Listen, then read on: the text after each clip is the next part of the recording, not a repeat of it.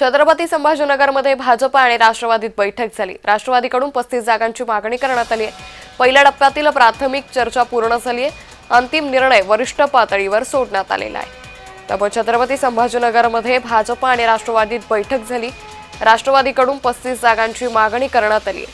पहिल्या टप्प्यातील प्राथमिक चर्चा पूर्ण झाली आहे। अंतिम निर्णय वरिष्ठ पातळीवर होणार असल्याची माहिती ही समोर येते। त्यामुळे छत्रपती संभाजीनगरमध्ये भाजप आणि राष्ट्रवादीमध्ये ही महत्त्वाची बैठक पार पडली आहे।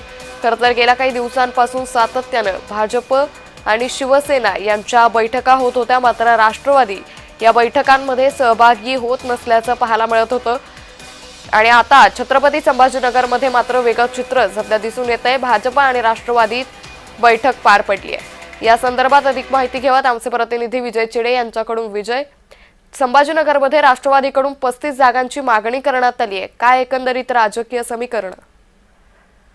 नक्कीच अंकिता, जर पाहिलं छत्रपती संभाजीनगरमध्ये महानगरपालिकेच्या निवडणुकीमध्ये आता राष्ट्रवादी अजित पवार गटाकडून थेट भाजपाला युतीचा प्रस्ताव जो आहे तो देण्यात आलेला आहे। मात्र या युतीमध्ये जर पाहिलं गेलं तर 35 जागा ज्या आहेत त्या राष्ट्रवादी अजित पवार मिळाव्या अशी मागणी जी आहे ती आता राष्ट्रवादीच्या कार्यकर्त्यांनी भाजपासमोर मांडलेली आहे। विशेष म्हणजे मुस्लिम भागामध्ये 25 जागा ज्या आहेत त्या देण्यात यावी। ज्या भागामध्ये सर्वाधिक मुस्लिम मतदान आहे त्या भागामध्ये 25 जागा राष्ट्रवादीला देण्यात यावी आणि इतर भागातील 10 जागा ज्या आहेत अशा 35 जागा देण्यात यावी अशी मागणी आता राष्ट्रवादीने केलेली आहे।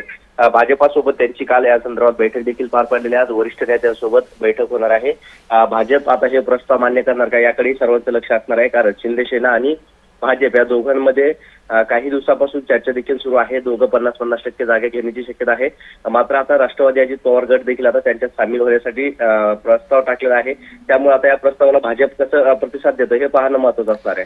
निश्चित विजय, धन्यवाद आपण दिलेल्या सविस्तर माहितीसाठी।